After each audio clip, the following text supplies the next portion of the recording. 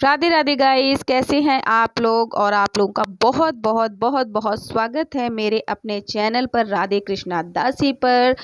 और बहुत लोगों को कन्फ्यूज़न क्रिएट हो रहा था गाइस कि हम जो विजया एकादशी आने वाली है तो उसका व्रत कब करें, 6 तारीख को करें या 7 तारीख को। और अगर 7 तारीख को हम व्रत करेंगे तो फिर पारण कैसे करें। तो बहुत सारी कमेंट मैसेजेस मुझे मिल रहे थे, तो मैंने सोचा चलो इसके लिए एक प्रॉपर वीडियो बना लेते हैं।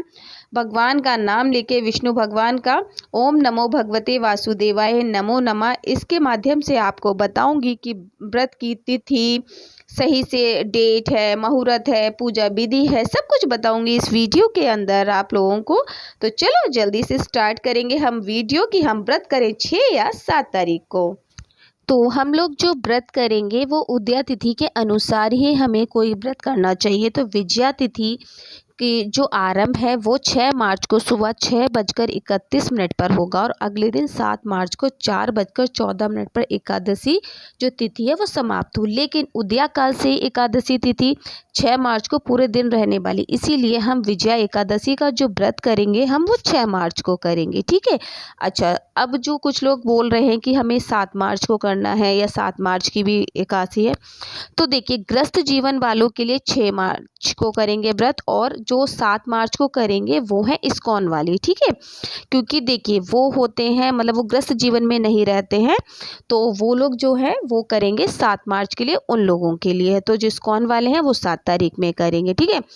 अब सबसे बड़ी बात यह है कि विजया एकादशी का महत्व क्या है। तो विजया एकादशी को लेकर मान्यता है कि इस व्रत को रखने से व्यक्ति को विजय मिलती है। लंका विजय पाने की कामना से बगदालभ्य मुनि ने आज्ञा अनुसार समुद्र के तट पर भगवान राम ने इसी एकादशी का व्रत किया था, जिसके प्रभाव से रावण का वध हुआ था, भगवान रामचंद्र की विजय हुई थी। तो इसलिए विजया एकादशी अपने आप में सर्वश्रेष्ठ है। कैसे करनी है विजया एकादशी वाले दिन, हम क्या क्या करें।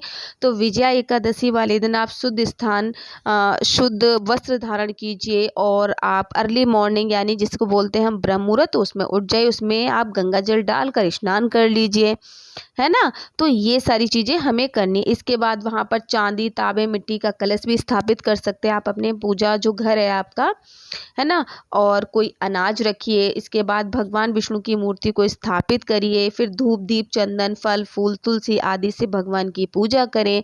व्रत के साथ विजय एकादशी की व्रत की कथा का पाठ करें। आप विष्णु सहस्रनाम का पाठ भी कर सकते हैं और रात्रि के समय श्री हरि का नाम जाप करते हुए आप जागरण करिए।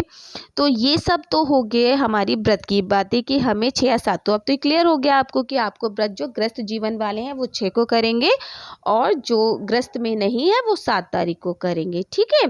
जैसे कि पंडित होते हैं, मुनि होते हैं, योगी होते हैं, तो वो सब लोग करेंगे 7 का। अब मैं आप लोगों को बताती हूँ इसके पारण का टाइम, ठीक है।